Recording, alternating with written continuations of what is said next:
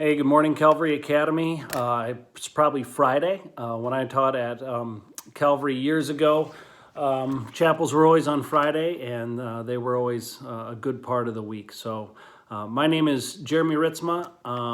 I used to be Mr. Ritzma because I used to teach history at Calvary, and you probably think I look a little bit like someone else you may know, and it's because I am Mr. Ritzma's brother. But I am also Mrs. Ritzma's brother-in-law for you kindergartners there. And I was asked to do chapel for you guys this morning, and I'm happy to do so. And what I'm going to talk about this morning is doing justice. Doing justice.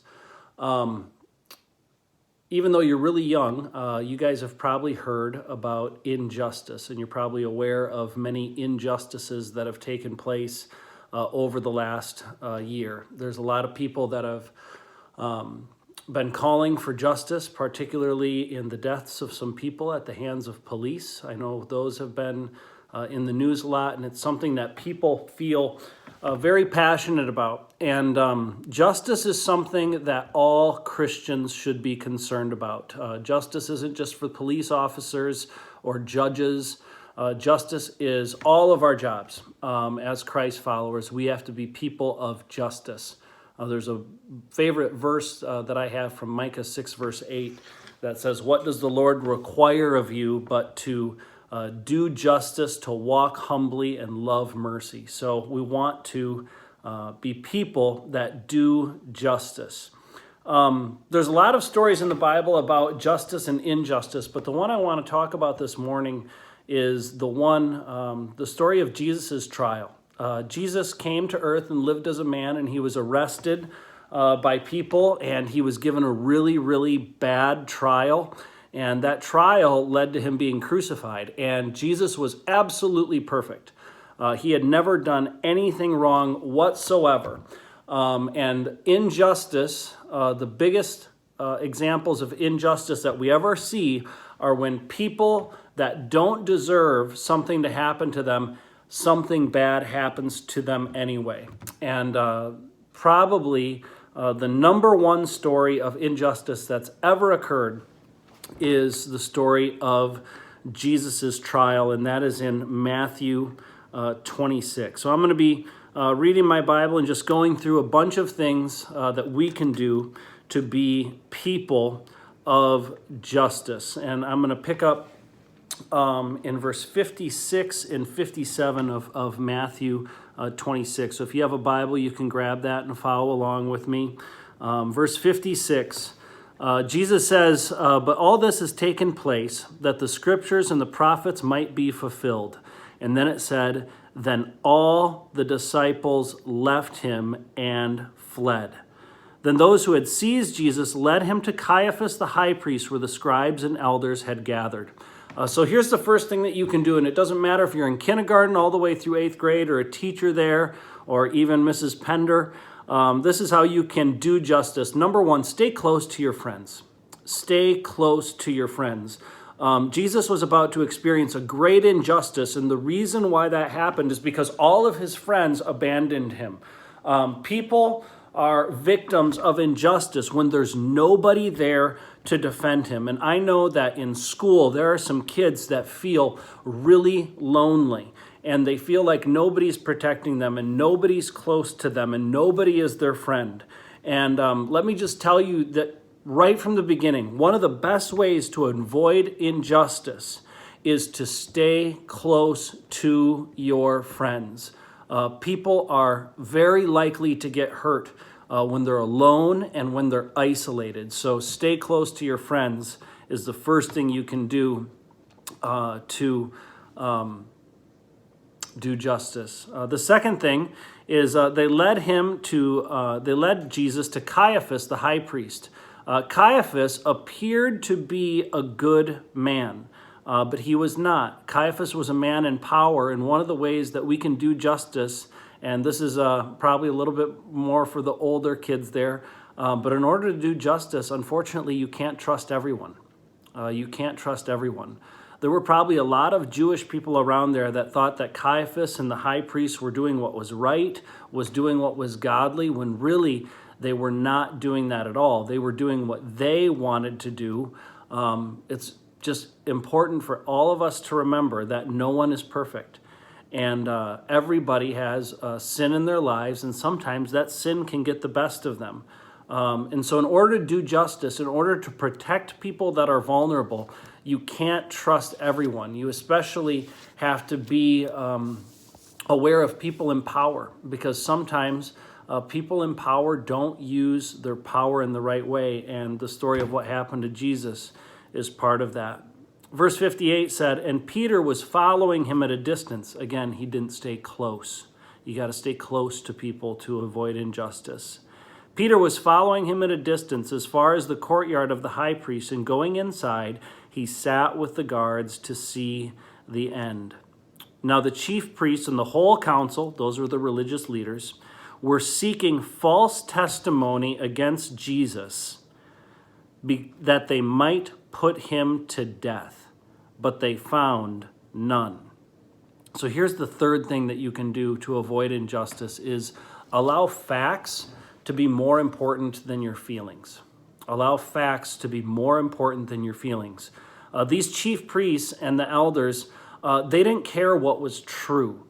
They didn't care about the truth. What they cared about, it just says what they wanted. They were seeking false testimony against Jesus that they might put him to death. In other words, they wanted to do what they wanted to do, and they weren't going to let anybody get in the way of that at all. So what happened is they allowed their feelings to be more important than the facts. And that is such a danger, and injustice takes place when we allow our feelings to be more important than facts.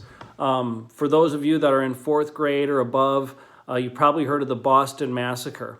And the Boston Massacre was some colonists in America got shot by some British soldiers, and everybody had really, really strong feelings about that.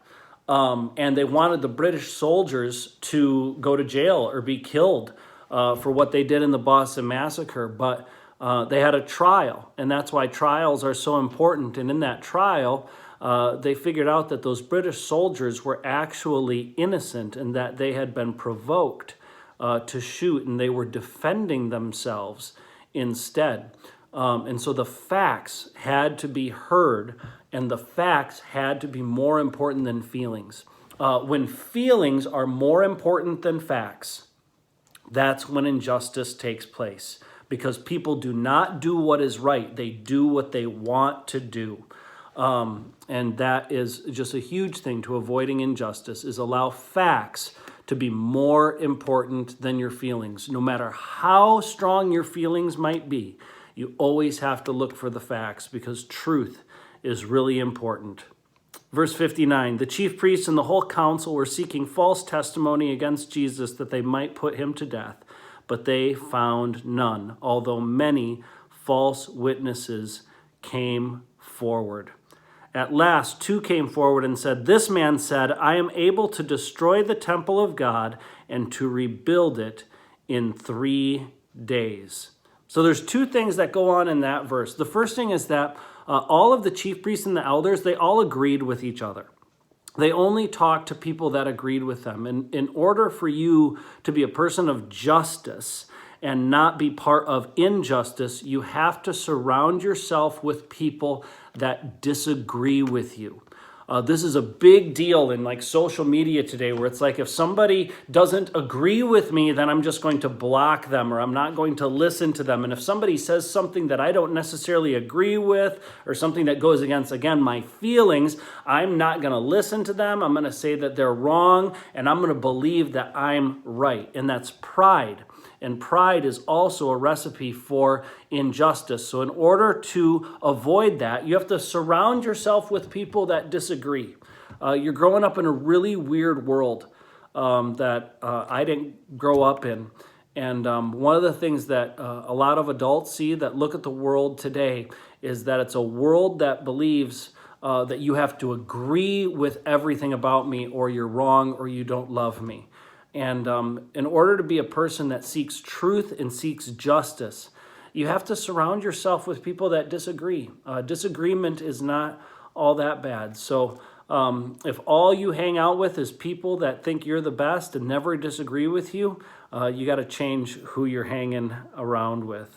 These false witnesses, they come forward and they said, these false witnesses, this is maybe my favorite part. They say, this man said, Jesus, I am able to destroy the temple of God and rebuild it in 3 days.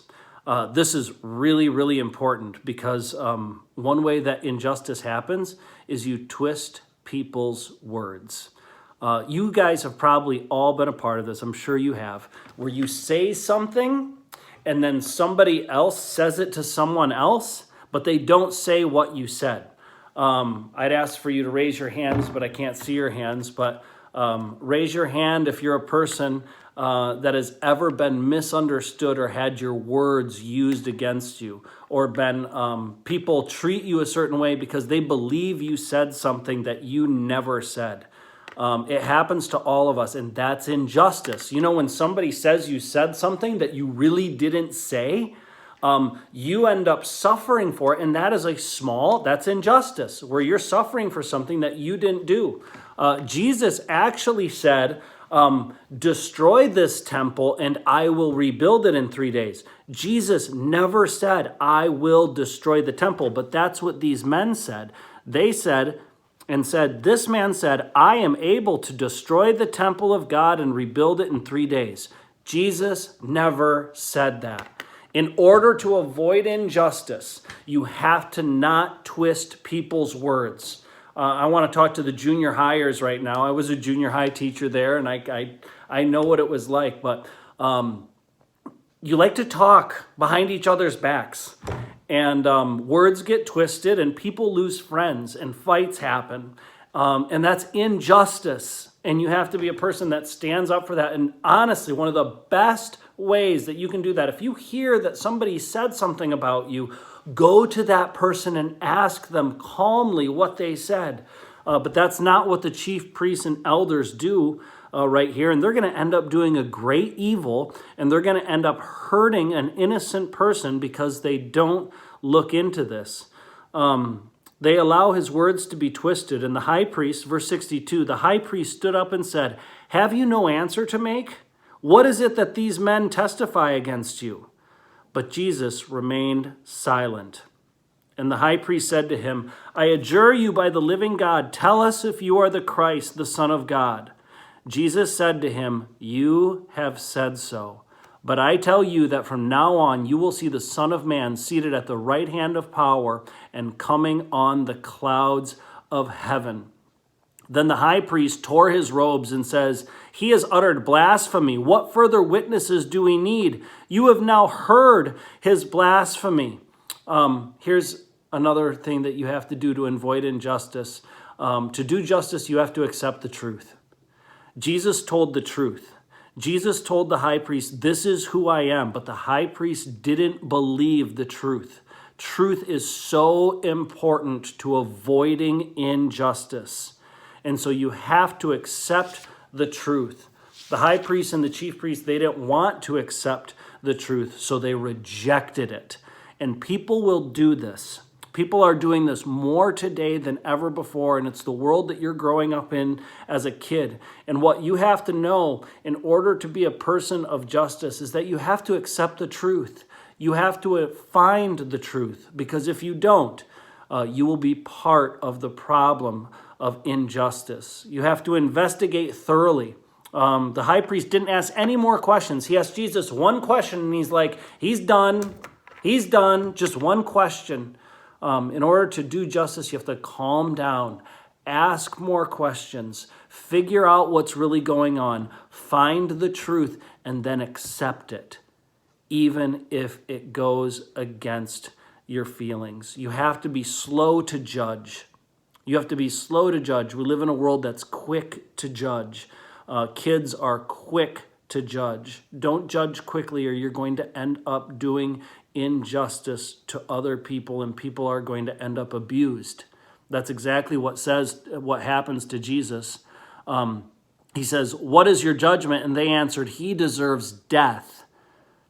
I just think of, again, I was a junior high teacher there, but sometimes I'm sure you heard kids saying, he deserved this or he deserved that. And they probably do that really quickly instead of asking more questions and accepting the truth. Verse 67, then they spit in his face and they struck him, and some slapped at him, saying, prophesy to us, Christ. Who is it that struck you? That's abusive. That's abusive. That's bullying, really. To use a school word, that's bullying. They're bullying Jesus. And again, I go back to my very first point. His friends didn't stay close to him, and now he's getting abused. People didn't ask questions, and now he's getting abused.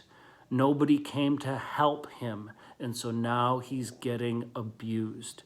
To be Christ followers of justice, you have to stay close to people, and when you see them start to get to be abused, you have to stick up for them.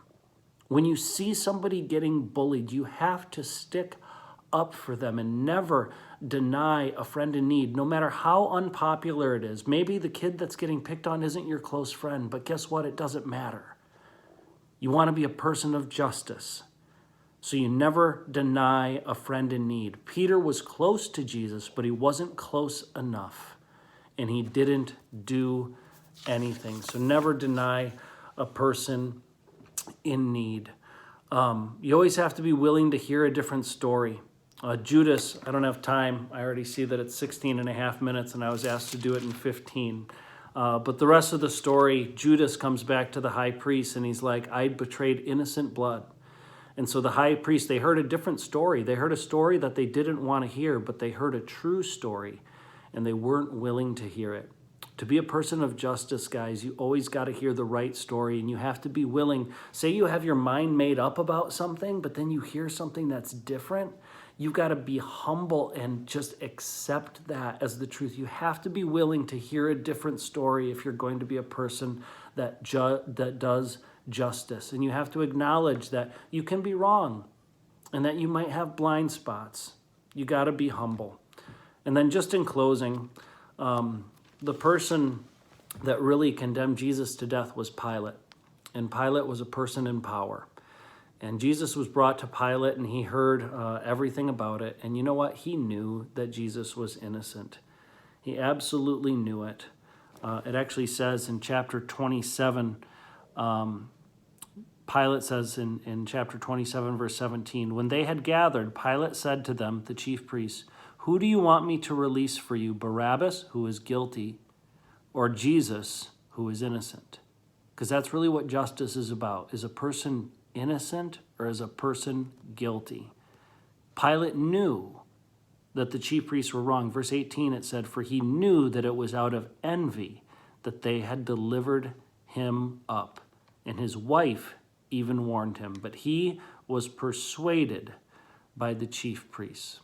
In order to do justice, if it's in your power to do so, I'll just say the truth. Some of you kids are more popular than others. And with that popularity, it comes some power. And people look up to you to do the right thing. Some of you have a little bit more power than others do in terms of your influence on people. And that's like Pilate. Pilate had the power, and he could have done what was right. Even when he was pressured to do something very, very wrong, he could have done what was right, but he didn't do it.